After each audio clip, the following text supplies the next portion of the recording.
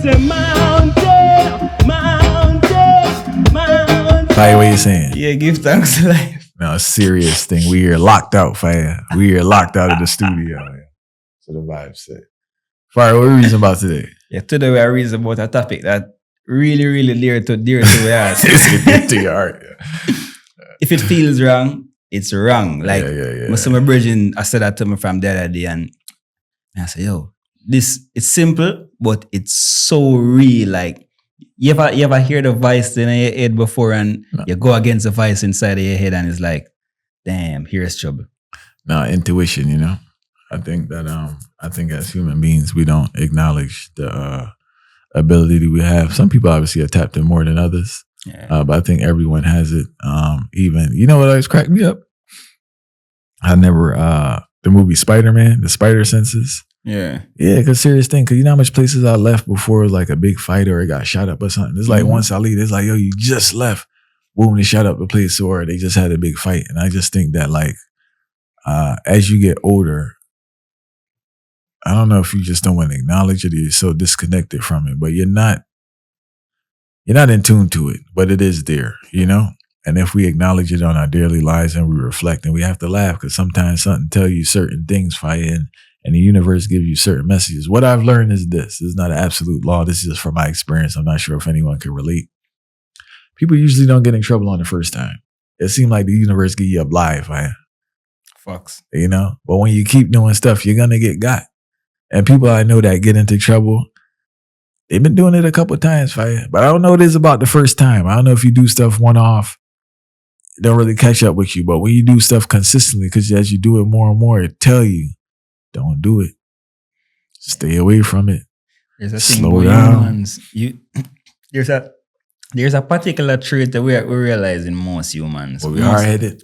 Yeah, most humans like to go against the grain and try to, because of the curiosity amongst human beings. Like, okay, you know, if we go against what the thought in my head, everything might be all right. And because we realize that we went against the thought that is in our heads and things worked out, then know, okay, if it worked out that time, then it must work out this time. Gamblers, it's almost like the gambling. We become addicts to our curiosity. Because human beings have literally become addicts to their curiosity, and that has gotten the best of them. And then with that now, it take you outside of yourself, because one, every human being was, regardless if we know it or not, we were born with a moral compass. And that moral compass is not directly attached to any particular religion or philosophy that was brought on to you. That moral compass is there, given to you by the universe. Yeah. And with that moral compass being given to you by the universe, it's showing you that, okay, this intuition, this feeling that I'm having of this particular situation, I've never experienced it before. But this is what my gut tell me. This is this voice inside of my head. It knows what it's saying, and it sounds so confident. Then why am I going against that? As I stated before, we're taught not to listen to it. We're not trained to nurture it.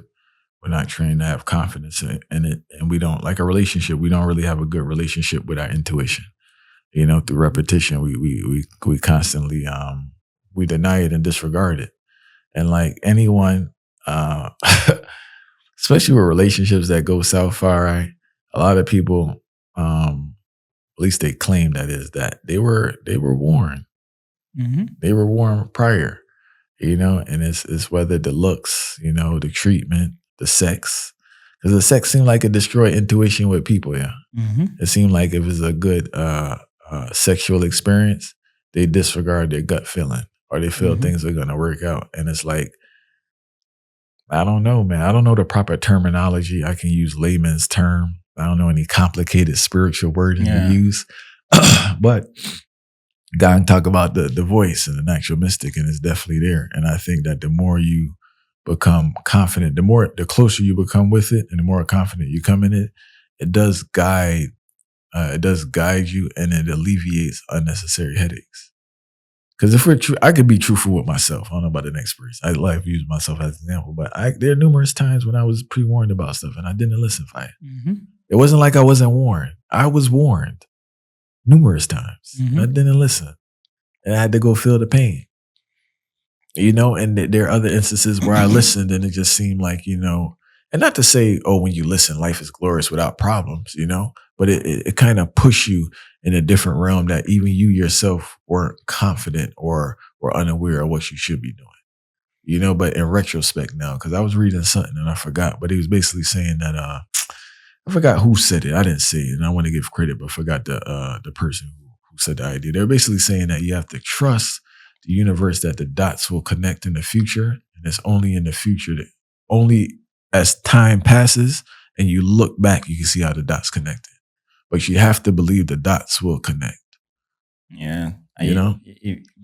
I think, talk, you know? And the intuition is leading you towards that lane where the dots connect. You can't see them connecting, but when you reflect now and say, that made sense, that was a proper move I made. Your intuition is connected with a guilty conscience, you know, and that I think a lot of people, whether you want to admit it or not, there's a close relation between. Elaborate more. What do you mean by that? All right. You see, sometimes we do things and we know it's wrong. All right. And by knowing that it's wrong, here's what we do. We start hear that voice in our head leading us into a particular direction. Are you trying to justify this? And that there's a justification that's cling towards that. So a lot of people, it's almost like altering the natural state of things, forcing yourself and telling yourself that, okay, this is right. But you're forcing yourself to tell yourself that this is right because you know you're wrong. And then you make it sound like that's an intuition. There's a whole sense of pseudo-intuition in a sense where, the voice inside my head told me to do this, but the voice inside your head didn't tell you to do that. You're not connected with that voice. You're just projecting, trying to project that energy as a scapegoat. Yeah. Not understanding that if you had truly listened to the voice inside the head, because there's a difference, you know, if you realize when you watch the movies and all that, you see the angel on one side, and you see them put the demon on one side. It's more like knowing that one is the fake, but you can see him as real, because if you ever listen to this concept, it's telling you some sweet things that's encouraging and feeding your ego and feeding all of that ego, and then it's all right, this is what I'm going to do with that aggression filled with while that next and the next side of your shoulder I say, no man, calm down, don't do this. Yeah. And you really realize it. That is the true. There's two vices that come to you, but you have to learn how to decipher which is the true vice too. And that ties in what I said earlier in regards to having that relationship with the intuition. I don't know what you would call it, spirit intuition, but it definitely needs to be nurtured. You need to become more familiar with it, because a lot of people are I want to be clear too, a lot of people are so disconnected they don't hear anything, right? But I want to jump back to something you said earlier in regards to like morality. Yeah. Like, because I think about it within myself sometimes. So it's like, you basically said, I'm paraphrasing that, you know, the universe provides you with like a moral compass. Yeah. That's universal. And like, I struggle with that idea. Reason being is that I think time, place, and culture dictates morality in a sense. Because say in America, right? Morality is circumstantial in a sense. So like people don't steal, a majority of people don't steal because they're scared of getting caught, right? Or, you know, a religious person doesn't do something because they're scared of the judgment of the deity that they worship. So the behavior is not done for the sake of the behavior. The fact that it's just, they know it's wrong, but it's the consequence that comes with it. If I'm making sense. Then you have another aspect if we break down morality in the sense that like, if I'm hungry, right? And there's food there and I steal it, is it necessarily an immoral act if I'm really hungry and I don't have access to resources versus I have a pocket full of money and I just steal it because? So they say, you get what I'm saying? So it's just like, that's why this idea of morality is. And you said the morality with that statement though, when we start about the internal, the compass, where every human being come with, is more than just from a subjective standpoint or the environmental factors that come into play. It's more like there are things where protect the earth and preserve the earth. If you think about the direction of what the earth is, like for instance, if a plant, some basic things like if a plant seem like it had died, the first thing you gotta pray for do is give it water. Yeah. Who did tell us? Who did teacher said? Who taught you that the plant wanted water? It was a science experiment, really. Yeah. Human beings, we walk and talk and we live science experiments every single day. And most of those science experiments don't necessarily come off of something that was taught to us or a particular situation that we were in per se. It's just the universal law of the earth which kind of guide that direction. So even though morality was mentioned, and morality is often a subjective thing, there's an external morality that is connected to the earth, and it's morality in the sense of the preservation of the ecosystem that we live in that confines the subjective morality. I ask another question, right? Just to be devil's advocate today. Right? All right. So we mentioned the earth, right? And like, I'm not a scientist or a biologist or anything, but a simple man. And based on the information that I know, I don't think resources are equally distributed amongst plants on earth, right? They use different levels of nutrients, right? Mm-hmm. So one could argue that there's like this whole idea of this like, equal self-sustenance is not necessarily in earth from a basic plants, from what I understand. Like they suck a different amount of energy, and some may not necessarily get what they want, even though they may be in the same environment naturally on earth. That's why I'm saying no. Say that bigger than me and you. Yeah. There are certain things that we can do within that grand scheme to help things balance. Yeah. That's bigger than us. While we think about morality from the basic standpoint, no, we really talk about, so based off of this, to me, this seems right, this seems wrong. But when we talk about the earth itself, certain things that can guide our direction as human beings, that outside of our control, because I get to, and remember, it's not a concept of just being equal. Because I tell people all this time, it's not just about equality, it's about equity. Facts. So even if certain resources are not brought onto certain plants within the general environment, if you think about it now, the purpose that it serves within that environment is a purpose that outdo every single thing within the space. So it's so important within that space that it trumps everything else, and the equality don't even matter no more, because it's the amount of value that it can bring towards you within that space. And life always come back at you that way. So that's why when we talk about the vice inside of the head, we have to realize that these aren't just things that were taught to you. Yeah. Sometimes the vice inside of your head is something that is bigger than you as the individual, bigger than everybody that you've interacted with. And it's leading you towards some form. I don't know if it's cosmic, as some would call it, but it's leading you towards something outside of what you've been taught. And that's how human beings learn new things, just by the earth itself. And the idea of morality, right? Like, I say we're born with morality, but it's like, it seems that a lot of people I don't know if they have to relearn it or learn it. That's the thing. I don't know if you have to relearn it or learn it. I don't know if it's like, because the environment that you're in there's no really certain behaviors going on, and you're taught different things. And what you believe is moral is not necessarily moral. You always hear people about it. Like, you have to relearn. So like, I had to relearn a lot of stuff that I was exposed to as a child. And I always wonder, man, it's just like, are you really born with a moral compass deeper than what society tells you? Then even based on what society tells you, the subculture within your culture, your neighborhood, your household, because that's another set of morals that we may identify as morals that's not necessarily moral. Then as you get older, you have to relearn them, because you say, fighters can't work. Yeah, because the earth broad, and every subgroup and every culture took something from the earth itself outside of what was just given to them. Yeah. So we think about that. Like, if you ever say, most people always say, when we get in trouble, even as a Jamaican, our culture, people say, I should have followed my mind. Yeah. Then if you didn't follow your mind, what did you follow? If you didn't follow your mind, that means you followed an agenda that was given to you. Yeah. And what does it really mean to follow your mind? Because I never know that you have something else than following your mind. That, so, like, there's a brain inside of your head that leads the direction of your body. And if you didn't follow the mind, which is connected to the brain, then what did you really, really follow? I think that's the source of the intuition in regards to again, being connected, because you definitely get a guidance there. I won't call it universe. There's so many things you could call it, right? But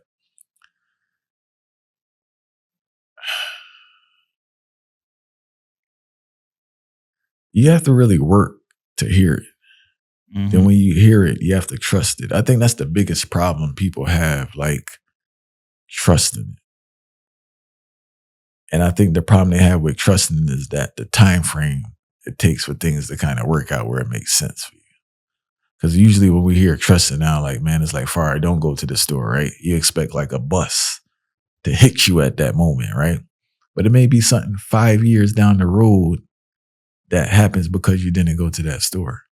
But you can't connect it to the 5 years down the road. And I think that's what leads to the lack of confidence in that voice.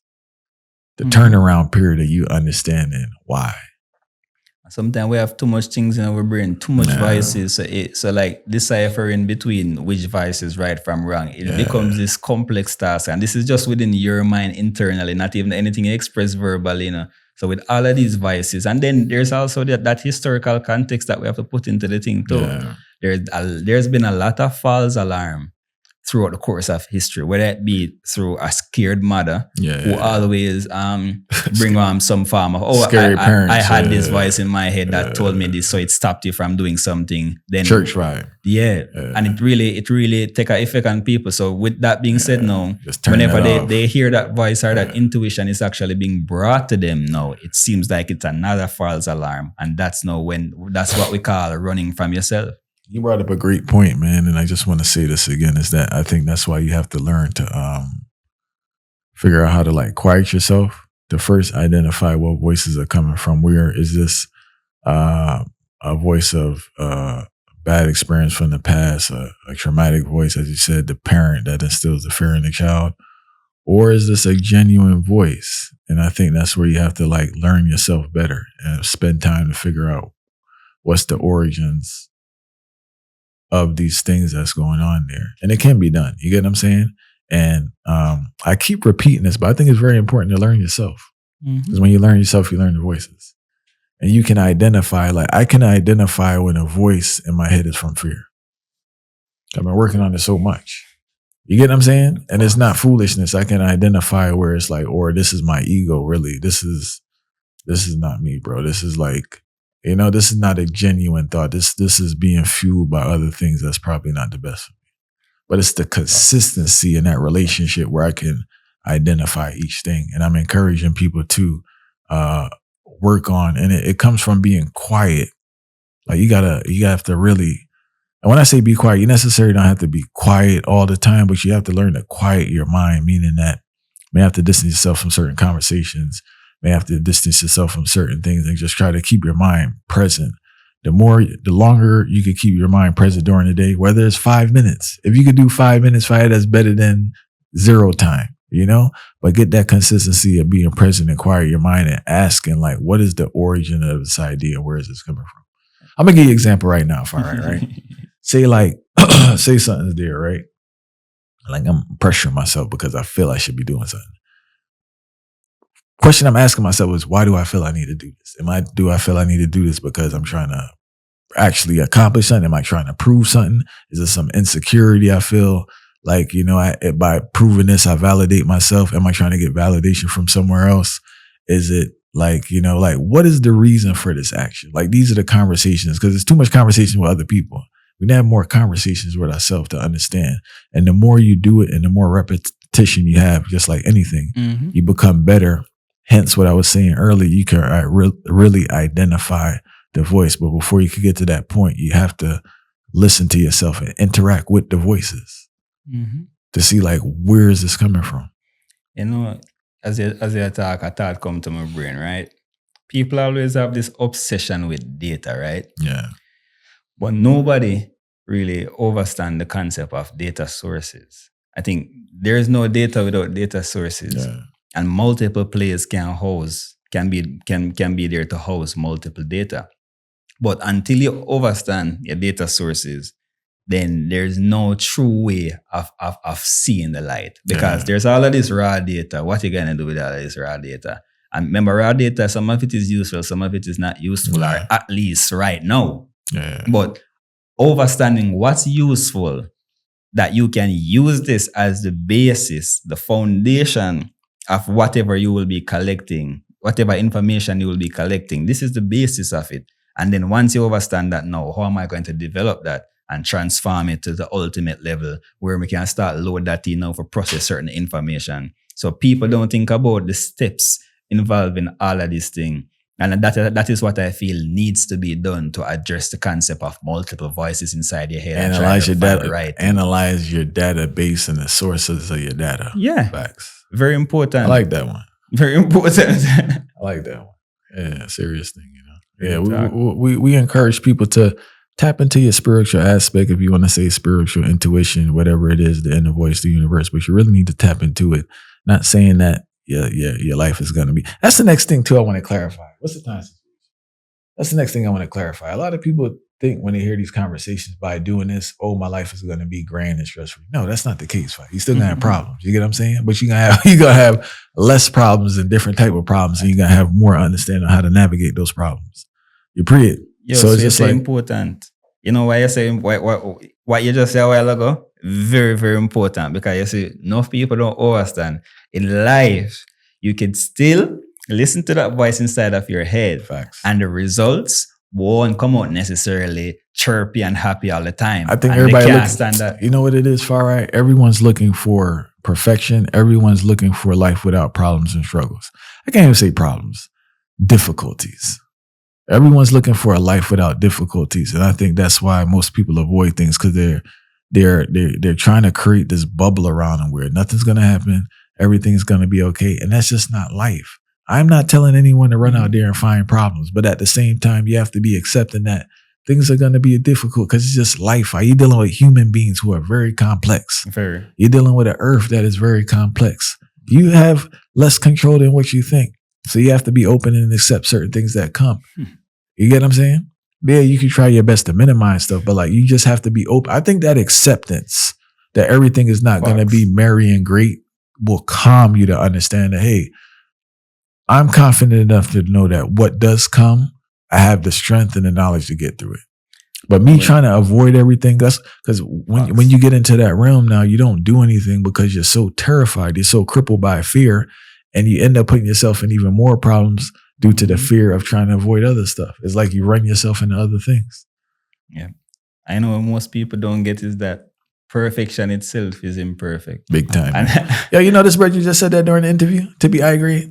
Seriously? Yeah. See there? He said the perfection is in the he said, he was talking about Midnight, basically saying that, because I was telling him how some of the, how did you deal with Vaughn Benjamin? Because some of the productions, vocally, it is what it is. Yeah. It's not melodic, right?